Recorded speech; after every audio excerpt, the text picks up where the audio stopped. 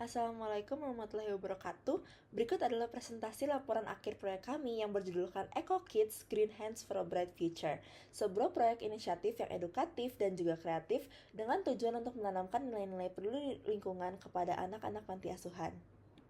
Untuk memastikan bahwa proyek ini berjalan dengan lancar dan juga berdampak, kami membagikan peran dan tanggung jawab sebagai berikut. Saya sendiri, Marion Jagadita, sebagai manajer proyek, bertugas untuk mengkoordinasikan seluruh rangkaian kegiatan dan juga memastikan bahwa setiap bagian proyek berjalan sesuai dengan timeline dan juga tujuan yang telah disepakati. Nah, selanjutnya ada Saskia Dwi Permana sebagai koordinator dokumentasi dan juga media kami yang bertanggung jawab untuk mengabadikan momen dan juga kegiatan melalui foto dan video, sekaligus menyusun laporan visual dan juga konten publikasi yang dapat digunakan dalam laporan nantinya. Nah, selanjutnya ada Karenia Fadalia Aldanis sebagai koordinator kreativitas kami yang bertujuan untuk merancang dan juga memimpin workshop kreatif pembuatan kerajinan tangan dari bahan bekas. Nah, ia sendiri memastikan aktivitas ini tidak hanya menyenangkan, tetapi juga edukatif dan juga relevan dengan tema daur ulang tersebut. Nah, selanjutnya ada Anya Umira sebagai koordinator edukasi kami yang menyusun materi edukasi lingkungan yang disesuaikan dengan usia anak-anak di panti asuhan, lalu menyampaikan materi tersebut secara interaktif dalam sesi pembelajaran. Nah, yang terakhir ada Belvana Marsahinishwa Fitri sebagai koordinator kemitraan. Nah, Belva sendiri ini bertugas untuk menjalin hubungan dengan komunitas-komunitas, terlebih lagi sebagai dengan panti-panti Halo asuhan semuanya, dan mencari perkenalkan dukungan saya dari Karenia panti Fadila asuhan Aldanis untuk dari melakukan keberlanjutan proyek ini, baik dalam bentuk 10.50 kolaborasi Di sini saya maupun sebagai saat ini. koordinator kreativitas dan saya akan membahas lebih dahulu latar belakang dari Eco Kids. Saat ini permasalahan lingkungan hidup semakin memprihatinkan. Isu seperti meningkatnya jumlah sampah, pencemaran udara dan air serta deforestasi yang masif telah memberikan dampak nyata terhadap kualitas hidup manusia dan keberlangsungan ekosistem. Di Indonesia, meskipun dampaknya dirasakan oleh semua kalangan, kesadaran masyarakat ini akan pentingnya menjaga kelestarian lingkungan itu masih tergolong rendah. Nah, hal ini tuh menjadi lebih mengkhawatirkan ketika kita melihat kelompok masyarakat yang kurang mendapatkan akses terhadap pendidikan lingkungan seperti anak-anak di panti asuhan. Karena keterbatasan sumber daya edukasi lingkungan yang seharusnya menjadi fondasi sejak dini belum tersampaikan secara optimal, akibatnya mereka beresiko tumbuh tanpa pentingnya menjaga alam, padahal generasi muda inilah yang akan menjadi penjaga bumi di masa depan. Oleh karena itu, perlu adanya upaya nyata untuk menanamkan nilai peduli lingkungan sejak dini, terutama pada kelompok rentan seperti anak-anak panti asuhan. Edukasi yang tepat, menyenangkan, dan mudah dipahami bisa menjadi langkah awal membangun generasi yang lebih sadar dan bertanggung jawab terhadap lingkungan. Next.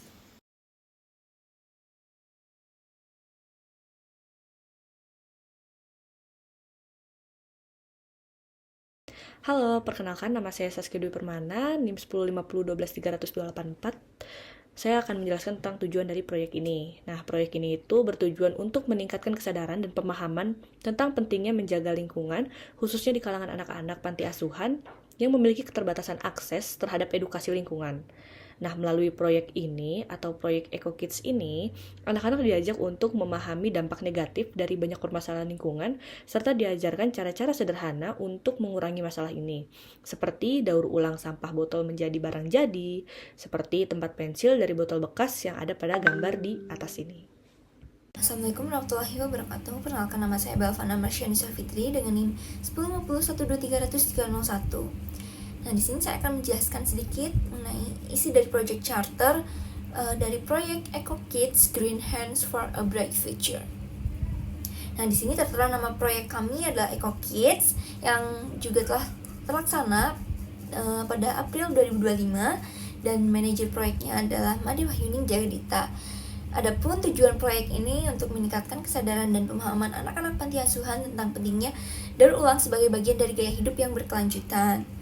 Anggarannya sekitar dari Rp50.000 hingga Rp100.000 dan berasal dari dana pribadi masing-masing. Lalu untuk expense pengeluarannya yakni untuk membeli hadiah atau snack bagi anak-anak panti yang aktif, lalu juga membeli alat dan bahan pembelajaran seperti gunting, lem, dan lain-lain. Nah, pendekatan yang digunakan yakni yang pertama membuat acara interaktif mengenai permainan atau kuis yang berhubungan dengan daur ulang sampah. Yang kedua ada workshop kreatif membuat kerajinan tangan dari bahan-bahan bekas. Yang ketiga ada perlombaan kreatif mengenai daur ulang. Dan yang keempat ada penontonan video mengenai sampah di dunia nyata dan dampaknya. Selanjutnya di sini saya akan menjelaskan mengenai jabatan dan tanggung jawab dari masing-masing anggota. Yang pertama, Mandewa Yuning Jagadita selaku manajer proyek yang bertanggung jawab untuk mengkoordinasi proyek, memastikan kelancaran kegiatan. Lalu ada Saskia Dwi Permana selaku tim dokumentasi dan media yang bertanggung jawab untuk mengambil foto atau video, lalu membuat laporan kegiatan dan konten publikasi. Yang ketiga ada Karenia Fadila Aldanis selaku koordinator kreativitas yang bertanggung jawab untuk merancang dan memimpin workshop. Lalu ada Anya Umira yang bertanggung jawab sebagai koordinator edukasi untuk menyusun materi edukasi dan mengajarkan anak-anak tentang berulang. Dan terakhir ada saya sendiri selaku koordinator kemitraan, di mana saya melakukan kerjasama dengan panti asuhan serta membantu untuk mencari dukungan dari komunitas tempat atau sponsor kecil untuk proyek.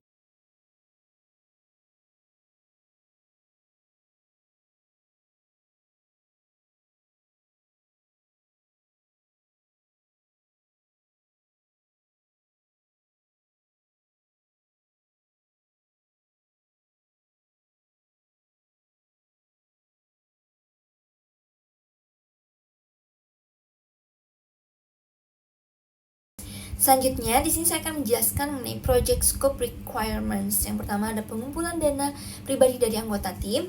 Yang kedua, pengumpulan botol bekas, sedotan, dan lain-lain. Yang ketiga, membeli peralatan seperti lem, gunting, dan lain-lain, juga hadiah untuk anak pantinya. Yang keempat, ada pelaksanaan kegiatan belajar, lomba, dan games atau quiz. Yang kelima, merupakan dokumentasi kegiatan dan membuat laporan akhir. Halo semuanya, kenalin nama aku Anya Umira. Jadi pada saat ini aku bakal ngejelasin ke kalian work breakdown struktur dari project kami yaitu EcoKids. Nah, kegiatannya itu dibagi 4 tahap utama. Yang pertama itu ada perencanaan proyek. Nah, perencanaan proyek ini mencakup rapat tim dan penyusunan project charternya. Nah, tahap kedua itu ada persiapan mengajar, termasuk kita tuh ngumpulin botol-botol bekas, alat kerajinan, dana, terus kita juga survei panti dan berkomunikasi langsung dengan pihak panti asuhannya. Dan tahap ketiga yaitu ada pelaksanaan kegiatan, di mana kita itu melakukan sesi belajar mengajar dan mengimplementasikan konsep 3R bersama anak-anak panti asuhannya. Dan yang terakhir itu ada evaluasi dan dokumentasi, yaitu pengambilan dokumentasi serta penyusunan laporan.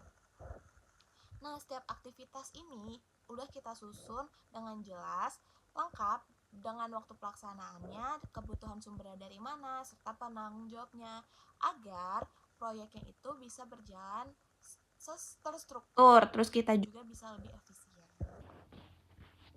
Selanjutnya saya akan membahas tentang evaluation and analysis based on 10 knowledge areas, di mana ada knowledge area, indikator evaluasi, dan hasil evaluasi yang telah kami lakukan.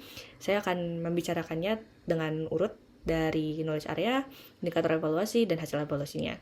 Yang pertama yaitu ada integration management, di mana adanya perencanaan terpadu, koordinasi antar bagian proyek, yang dimana menghasilkan WBS tersusun lengkap namun belum ada mekanisme perubahan.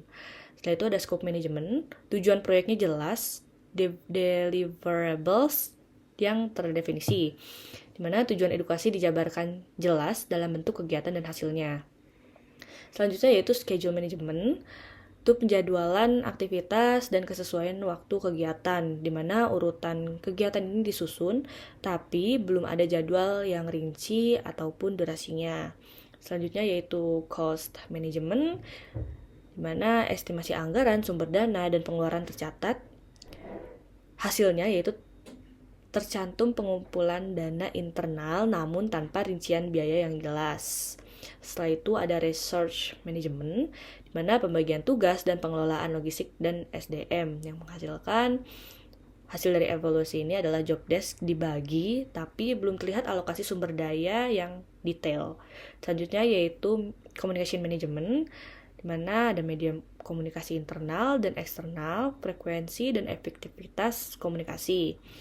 Di mana hasil evaluasinya yaitu ada komunikasi internal dan eksternal, tapi media komunikasinya itu tidak dijelaskan.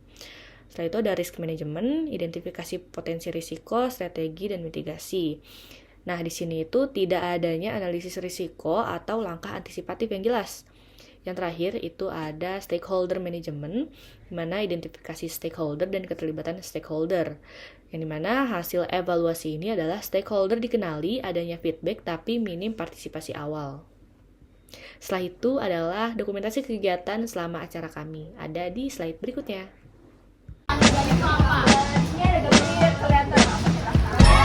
Feels like a coincidence ago.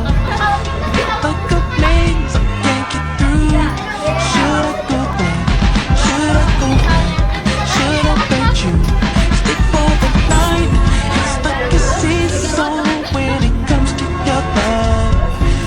Boy, when you're up, this girl is down, and I just can't figure it out.